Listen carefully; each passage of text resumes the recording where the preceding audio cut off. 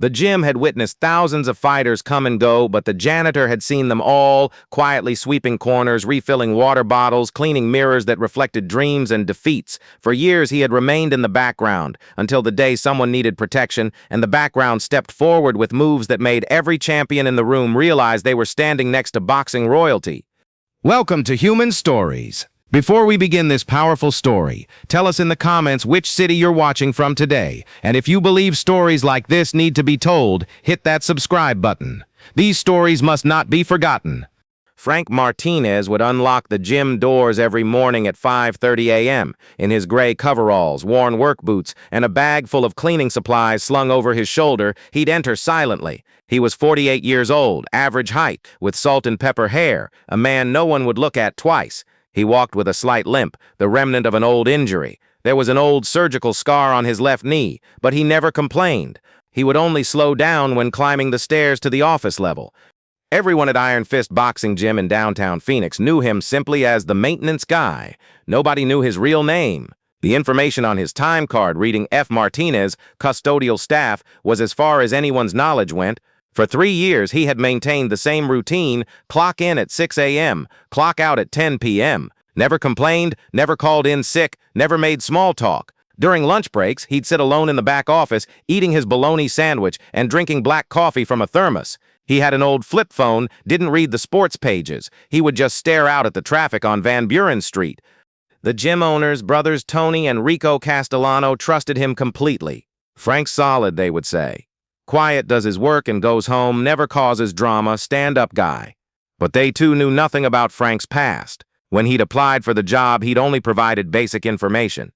His references from previous custodial work checked out. His background was clean. No one had dug deeper. The young boxers barely noticed him. While they trained, he would move around them, cleaning sweat and blood stains from the canvas, organizing heavy bags, restocking the hand wraps. Sometimes he'd offer them water from the cooler, nodding quietly. "Thanks, Pops," they'd say before returning to their training. Frank never gave advice, never corrected their form. He would just watch, clean, and mind his own business. Frank's hands were calloused from years of using industrial cleaning equipment. But there were other marks on those hands, too. Old scars across his knuckles, thick lines across his wrists, rough patches on his palms that didn't come from mopping floors. Nobody noticed these details, or if they did, they didn't think much of it. It was normal for a maintenance worker to have beat-up hands, after all. The gym's rhythm was the same every day. At 7 a.m., trainers would arrive and set up programs for their fighters. At 8 a.m., the morning crowd would flood in, and the gym would stay buzzing until 10 p.m. Heavy bag work, speed bag sessions, sparring rounds. People from all walks of Phoenix life would come. High school kids, college athletes, weekend warriors, a few pros preparing for fights. Frank would observe them all quietly. He'd notice who had heart, who was improving, who was about to hang up their gloves, but he never interfered. That Tuesday morning in late August started like any other. Frank had arrived early as usual and done his opening routine. He'd wiped down the mirrors, mopped the floors, restocked the equipment. The Arizona heat was already building outside, even at dawn. At 7 a.m., the trainers began filtering in. At 8 a.m., the athletes followed. Among them was a skinny 17-year-old kid named Marcus, a young man with dreams bigger than his 140-pound frame, but lacking any real muscle mass. His single mother worked double shifts at the hospital and had scraped together money for a gym membership, hoping her son could learn to defend himself. She paid the monthly dues religiously. "My boy gets picked on at school," she'd told the Castellano brothers. "Maybe this place can help him find some backbone." Marcus was quiet and withdrawn. He felt small next to the other young fighters. He knew he'd never be big, but he hoped he could at least get tougher. This morning, Marcus was working the light speed bag in the corner as usual. His wraps were loose, his timing was off, but he had heart. With every combination, he tried to get better. He was breathing hard but wouldn't quit. Frank watched him from across the gym while organizing equipment. The kid's technique was all wrong, but his determination was real. Sometimes Frank wanted to show him the proper way to throw a jab, but he held himself back. That wasn't his place. At 8:30 a.m., 3 young men strutted through the front door. They weren't gym members. These were trouble, known around the neighborhood as Derek's crew. Derek Williams, Jake Morrison, and Chris Tank Johnson. They were 19 to 20 years old, built from street fights and lifting weights in someone's garage. The moment they walked in, the energy shifted. Other gym members tensed up, but nobody said anything. This crew had rolled through before, starting problems. The Castellano brothers didn't want them there, but weren't looking for a war either. Well, look what we got here, said Derek with a cold smile. His voice carried across the gym floor. Skinny Marcus still trying to play boxer? Marcus froze at the speed bag. His heart started pounding. He began unwrapping his hands, looking for an exit, but the three had already cut off his path to the door. "Where you going, stick boy?" said Jake with a laugh. "We came here to see what you learned. Show us some of that fancy footwork." None of the trainers were on the floor. They were in the back office going over fight schedules. The other athletes had their headphones in or were focused on their own workouts. Nobody was paying attention, or if they were, they weren't stepping up. Derek shoved Marcus toward the corner where the heavy bags hung. "Come on, tough guy, let's see what you got," he taunted. His voice was full of menace. Marcus's eyes started watering. "I don't want any trouble, man," he mumbled, his voice cracking. "Trouble?" Chris burst out laughing. "You think this is trouble? Boy, you don't even know what trouble looks like yet." Jake grabbed Marcus's shoulder and spun him around. The kid stumbled and hit the wall. His back stung, but he didn't cry out. "Throw a punch, hero. Show us what this place taught you." Meanwhile, Frank was cleaning mirrors on the far side of the gym. He'd heard the commotion and was watching the situation develop in the reflection. His grip tightened on the spray bottle. Something old and familiar was stirring in his chest, an anger he hadn't felt in over a decade. But he was trying to stay calm, stay in his lane. "Please, I'm just trying to train," Marcus said, his voice shaking. Tears were starting to flow. "Just trying to train?" Derek shoved the kid hard in the chest. Marcus stumbled backward. "Then what you doing in a real gym? This ain't no place for boys playing pretend." That's when Frank set down his cleaning supplies. He walked toward the group with measured steps, his posture changing with each stride. His shoulders squared up, his gait became more balanced. Head up, eyes locked on target, like something dangerous was waking up. "Gentlemen," he said in an even tone. His voice wasn't loud, but it carried weight. "I think you might be in the wrong place." The three turned around. When they saw Frank, they started chuckling. "Who the hell are you, old man?" Derek said. "You the janitor or something? Mind your own business. This don't concern you." Frank took another step closer. Now he was close enough to smell their cheap cologne and yesterday's cigarettes. "My business is keeping this place clean. That includes taking out trash that don't belong." Jake stepped forward aggressively. "You got some nerve talking to us like that. You better back off before you get hurt, Pops." "I know exactly who I'm talking to," Frank said quietly. His hands were loose at his sides, but his left foot had shifted slightly forward. "Three punks picking on one kid. Real tough guys." "Punks?" Chris's face flushed red. "You just made a big mistake, old man." Jake threw the first punch, a wild right hand aimed at Frank's jaw. What happened next left everyone in the gym speechless. Frank slipped the punch so smoothly it looked like he'd been expecting it. His movement was water smooth, effortless, like he was dancing. In the same motion, his left hand trapped Jake's wrist while his right palm pushed against the kid's shoulder. Suddenly, Jake was airborne, hitting the mat hard. He had no idea how he'd gotten there. The sequence had been so fast that most people missed the details, but Frank's stance had completely transformed. Feet shoulder-width apart, knees slightly bent, left foot leading, hands up in perfect boxing position. His breathing was controlled, his composure unchanged. This was the stance of someone who'd done this before, many times. Derek and Chris stared at their friend on the ground in shock. This wasn't how things were supposed to go. As Jake scrambled to his feet, Frank spoke calmly. "That was your free lesson. There won't be another one." No anger in his voice, just cold fact. Derek decided to rush him. He came in swinging wild punches, but Frank was ready. He parried the first shot with his left forearm, stepped inside the second, and delivered a short uppercut to Derek's solar plexus. The kid doubled over, gasping for air. The punch had been pulled. Frank could have put him down hard, but he'd shown restraint. Chris jumped in from the side. Frank pivoted smoothly, his footwork textbook perfect. Chris's haymaker missed by inches. Frank's counter was a classic left hook to the body, delivered with just enough force to send a message. Chris staggered sideways, holding his ribs. By now, every person in the gym had stopped what they were doing. They were watching Frank handle three younger, bigger men like they were amateur night at a church social. But what amazed them wasn't just that he was winning, it was how he was doing it. Every movement was precise. Every slip, every counter, every footwork adjustment was professional grade. His timing was surgical. He wasn't breathing hard, wasn't even sweating. It looked like he was giving a boxing lesson, not fighting for his life. Tommy Rodriguez, a 24-year-old amateur with decent skills, couldn't believe his eyes. I've seen moves like that before, he thought, but only on TV, watching the pros. He was studying Frank's hand speed, his balance, the way he controlled distance. Everything was championship level. The three troublemakers were backing off now, suddenly realizing they'd picked the wrong target. Frank wasn't trying to hurt them seriously. He was just making it clear they were outclassed. Every time they attacked, they found nothing but air. Every time Frank countered, they felt it. "What the hell?" One of the other gym members whispered. "Who is this guy?" Frank made his final statement. When Derek tried one more desperate rush, Frank caught him in a perfect arm drag and deposited him gently but firmly on the canvas. The technique was so smooth the kid wasn't injured, but his pride was shattered. "Now," Frank said without even breathing hard, "I suggest you boys find somewhere else to spend your morning, and if you come back here bothering this young man again, I won't be nearly as friendly." The three gathered themselves and headed for the exit. Derek tried to save face. "This ain't over, old man," but his voice had lost all its edge. Frank didn't even watch them leave. He turned to Marcus, who was still pressed against the wall in shock. "You all right, son?" Frank asked, his voice gentle again. Marcus nodded, wiping his eyes. "I thank you, sir. They've been messing with me for months. Nobody ever—" Frank smiled. "Don't worry about it, but you need to work on that stance.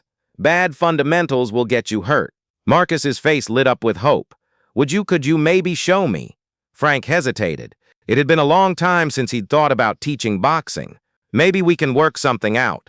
After Marcus left for school, the gym slowly returned to its normal rhythm. But something had changed. Everyone was looking at Frank differently. Conversations had stopped. Questions were hanging in the air, but nobody quite knew how to ask them. Frank picked up his spray bottle and went back to cleaning mirrors, acting like nothing had happened. Tommy Rodriguez couldn't let it slide. His heart was still racing from what he'd witnessed. "Sir," he said, approaching Frank carefully, "where'd you learn to move like that?" Frank continued cleaning, not making eye contact. "Picked up a few things over the years." "A few things?" Tommy pressed. "Man, I've been boxing for 6 years, and I've never seen anyone handle business like that. You fight professionally?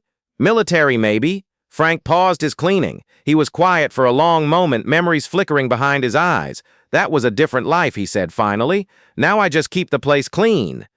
But Tommy wasn't satisfied with that answer. That night, he went home and started digging on the internet. He searched F. Martinez boxer. Nothing. Frank Martinez Phoenix boxing. Still nothing. He tried different combinations, scrolled through old fight records and amateur tournament results. Then he got an idea. He started looking up boxing matches from the late 90s and early 2000s, focusing on fighters from the Southwest, hours of searching through archived articles and fight results. And then, buried in a 2001 boxing magazine scan, he found it. Lightning Frank Martinez captures WBC regional title. The photo showed a younger man, heavily muscled, holding a championship belt above his head. The face was older now, weathered by time and hard work, but it was definitely the same person. Tommy's hands were shaking as he read the article. The information was incredible. Francisco Lightning Martinez, active professional boxer 1998-2006, record of 31-3-1 with 23 knockouts, WBC regional heavyweight champion 2001-2003, ranked as high as 8 in the world, scheduled to fight for the unified title in 2006 before suddenly retiring. The next morning, Tommy printed out the article and approached Frank with trembling hands. "Sir," he said, "is this you?" Frank looked at the photo of his younger self, confident, powerful, on top of the world. He stared at it for a long time, lost in memory. "That was 20 years ago," he said quietly. "You're Lightning Martinez," Tommy said, barely containing his excitement. "You were ranked top 10 in the world. Why didn't you tell anyone? You're a legend." Frank's smile was sad. "Because I'm not that guy anymore. That person stayed in the past."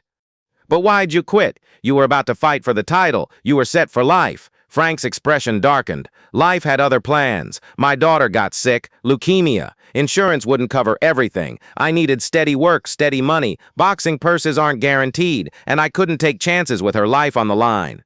Word spread through the gym like wildfire that evening.